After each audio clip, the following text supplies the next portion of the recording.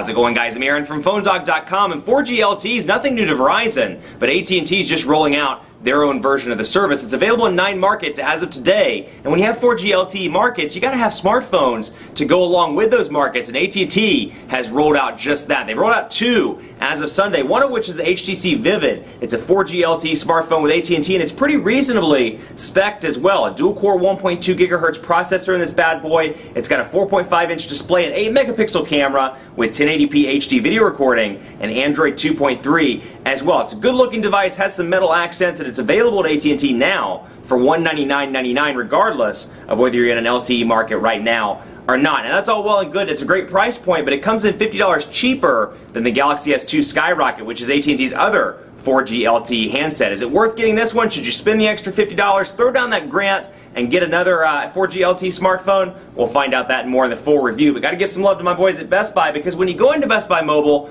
whether you get this, the Skyrocket, whatever, you'll walk out working. They'll help you set up your email, your web, get your camera settings set up and more, so when you walk out the door, you're not dealing with any settings, wasting your time, sitting in the car for 10 minutes while you figure out the settings at Best Buy Mobile. You'll walk out working. But enough of that, let's get into it. They hook us up with some awesome phones for use our One Paw Bandit giveaway, so we're always thankful to them, and as always, special thanks to AT&T for hooking us up with a unit. It's the review time. HTC Vivid, is this the one you should get? We'll find out starting right now. So here we go, one of AT&T's 2 4G LTE devices, the HTC Vivid, is in the house. Now this is available for $199.99 with a 2-year agreement. Like I said, it's one of 2. The other one being the Samsung Galaxy S2 Skyrocket. Now this is available for $199.99, and just to give you a recap on the specs, it has a dual-core 1.2 gigahertz Snapdragon processor, an 8-megapixel camera with dual LED flash in the back, a 4.5-inch QHD display with a nice aspect ratio. It's 540 by 960 pixels, which makes it a little bit longer and a little bit narrower to hold in the hand, so a little bit easier to me, a little bit more natural,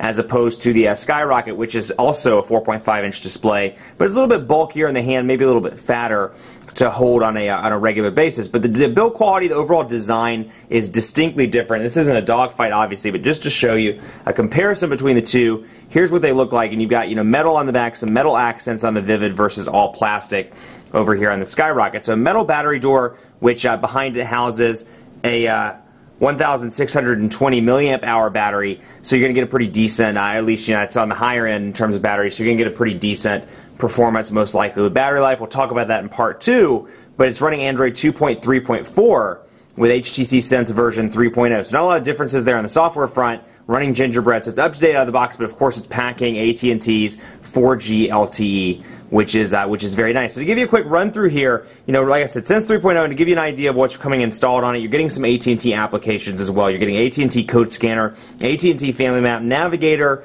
featured apps, Live TV. You do get access to HTC Hub and HTC Likes, which I'm a big fan of. I like that. Get the joke? I like that, huh? HTC Hub and HTC Likes, because that gives you the option to personalize the device. So more on that in just a minute. But anyway, my AT&T MOG Music, Movies, come down here, you get Need for Speed Shift, Polaris Office, Visual Voicemail, let's see, YP Mobile, and then of course that Wi-Fi hotspot capabilities. Now because this is running Sense 3.0, you get the same menu structure here where you can switch between frequent and downloaded applications and see the stuff I've downloaded since I've been working with the device, and you can see frequently used applications as well. So a lot of AT&T stuff, but what I do like is AT&T has kind of released the pressure, so to speak, and not only allows you to install third-party applications, but allows you to uninstall most of the AT&T stuff. So you can come in here and sideload applications, but when I go to Manage Applications and click on one of the AT&T ones, for example, let's just say Code Scanner, you'll see it gives me the option to uninstall it. So it's a nice touch. AT&T's really been listening to the consumers lately, and they're giving them what they want on their Android devices. So it has 7 home screens, just like the typical HTC device, and you can see they rotate around just like Sense 3.0 in that kind of carousel format with easy access via pinch to zoom. And you can see this device is relatively fast, which was what was interesting to me, because you look at the 1.2 gigahertz dual-core processor. It is from a different family, but still kind of a similar processor in the Evo 3D and the Sensation 4G, and you notice some lag, a little bit of slowdown. I'm not really seeing it on the HTC Vivid. Everything's been pretty quick and smooth, with a little to no lag. even when doing graphically intensive stuff. So I've been pretty impressed with the speed, but 7 home screens, and this is what I was talking about with personalization. You get the option to come in here and change the scene, the skin, the wallpaper, the lock screen, and with HTC Sense, or HTC Hub rather, and HTC Likes, you can go onto HTC's website and download additional wallpapers, additional skins, additional scenes, and what I really like is the ability to change the lock screen here, which, you know, for example, it's set on wallpaper right now, but I can come over here and I can change it to the weather. When I hit apply, didn't mean to do that. When I hit apply, come here and apply that, and then I turn it off and back on, you'll see this new nifty lock screen as part of Sense 3.0. So it shows me the current weather, and not only can I pull the ring up to activate it and go to the home screen, but I can also bring down one of these frequently used applications into Messages, for example, let it go, and it brings it right up just like that. It's kind of a quick launch. So it's a nice little personalization choice. You don't get additional lock screens in Sense, or in HTC Hub. Sorry, I keep calling it HTC Sense, but Hub. But you do get the option to download some ringtones, some wallpapers, and some skins. Now, HTC does a great job with the widgets, and while I'm in here, I want to show you these. You get not only Android widgets, like you'll see here, but you'll see some distinguished between HTC and Android. Well, the stock Android ones are obviously labeled as Android. And then you'll see Calendar, which is HTC. So we're going to, actually I use that one all the time in videos. Let's switch it down to Messages, for example. And you'll see I get 3 different message widgets to choose from. I can choose this one. I can choose more of a structured look here. Or I can choose this one as well, which looks like it has a little bit more of a preview option as well. Now the downside to this is these aren't customizable, rather. So you put it on the screen, it's going to take up the full screen. So we'll select this one, for example, and we'll bring it over here. But you see it takes up the entire screen. There's no ability to kind of change the size or do anything like that, like you do get in Motorola's UI and in Samsung's TouchWiz version 4.0. So no ability to customize. That could be a downside for some. Now that said, when you go into certain ones like Calendar, for example, you'll see that they give you the options for a small one or maybe a large one. So you do get some options, but still, if you're in a really tight home screen area, you want that little widget to kind of fill it out. For example, if you want a calendar here and you wanted something over here in the corner, it's going to be kind of hard to do that on HTC, so since the widgets aren't customizable. Let's take a look at Messages, and we'll do the Welcome to AT&T message, for example. Welcome to AT&T. Learn more about your phone, yada, yada, yada. And you can see the number and then the picture ID if I would have it. Now, again, Sense 3.0 here, so you can see I'm constantly pressing those buttons. I don't know why. But Sense 3.0 here, you can see some differences to the messaging interface if you're coming from something like the Thunderbolt or some device running HTC Sense version 2.0 or before. You'll see some changes here. This looks like the Evo 3D and like the Sensation 4G. So I'll come in here, click on this, and we'll type a message. Let's say the Quick Brown Fox is ready to go out on the town and party. Quick Brown Fox is ready to go out on the town and party. We're going to go back and fix that because that's going to bother me. Quick Brown Fox. There we go. Quick Brown Fox is ready to go out on the town and party. And of course you can use it in landscape mode as well, portrait or in landscape. And because it's a nice long 4.5-inch display, you'll see somebody that maybe is coming from a physical keyboard or somebody that's new to the on-screen experience is going to have a pretty easy transition here, because even for somebody with large thumbs like myself, check these out. I mean, these are big thumbs. Check out those thumbs.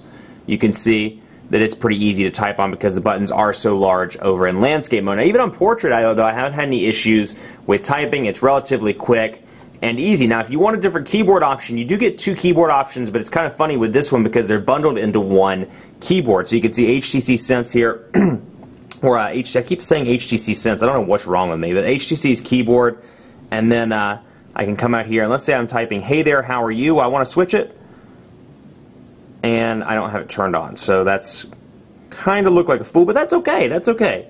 We're going to shoot this real time. So I'm going to go in here and turn on what's called HTC's Trace Input. We'll go into Keyboard, and we'll go into Trace, and we're going to turn on Trace Input, and then we're going to go back and try this again. We're going to pretend like that first take didn't happen. So we're going to say, "Hey there," and you can see it turns on Trace Input without a problem. So it's very much like Swipe. So if you're used to Swipe from an Android to another Android device, you'll have no problem migrating over, but you can use the same keyboard and switch back and forth. So I could say, "Hey there," and then all of a sudden I want to switch. I can easily switch back and forth, and then when I get tired, I can go back to a regular keyboard. It's kind of a cool feature, and you can do that in landscape mode, obviously, as well. And you can change that color that the line is. You can change it from yellow to red in a couple different colors as well. So that's a pretty cool little feature. Let's take a look at browsing because, 4.5-inch display, as large as that is, and as much as that may not be for some people, it's nice to have the bigger display because for media purposes, it really does come in handy. So we'll take a look here on AT&T's 4G network. Now, it's important to note this is an LTE device, but Charlotte, at least right now, is not an LTE market, but it is running on AT&T's HSPA Plus network, which they also bill as 4G. So you see the super swanky little 4G logo up there in the corner. I'll wait for it to focus in. That's 4G. That's HSPA plus 4G, though. If it were LTE, you'd see LTE below the 4G. So important to note that. And I did not mean to do that. Let's go ahead and refresh that, actually. Try to get that ad out of the way for the mobile browser, and we'll load it back up and take a look from there. But HSPA plus, like I said, then you get, of course, your battery indicator. And while that's loading, let's take a look at the notification bar. You see AT&T here, the ability to clear the notifications. So I can do like that and be good to go, and then it shows me my most recently used applications along with quick settings where I can access Wi-Fi, hotspot, mobile network, and I can come in here to this task manager if I want to and get rid of tasks that are already running. I don't know why I stuttered on that, but getting rid of tasks that are already running is a big pro. And it's something that HTC's installed on the device out of the box, so you don't have to worry about installing a third-party task killer like Advanced Task Killer or anything like that. So here's the site. It's loading up, almost loaded. And you can see for the most part, pinch to zoom is very responsive with little to no lag. Everything's pretty responsive. And then let's say I'm over here reading some of these news posts that my good news hound Alex is working on. I'll come over here and say, what, HP unsure about WebOS? Well, let's say I want to do some more research on HP. I'll come over here, I'll add a window, and I can go over here and start my research on HP, blah, blah, blah, blah, blah, more research. And then when I'm done, I can go back over here to Windows, flip right back, and it knows right where I left off, so I can easily click on that and go from there. But pinch to zoom, very responsive. Overall browser performance is pretty good on this device. And again, having that 4.5-inch display is a big pro because, whether it's browsing the web, watching videos, or doing something media related, it's a really big benefit to have a larger display. And I found it come in handy in several different occasions where, either people are around me and want to see the video with me, or heck, I just want a bigger screen to watch my films, yo.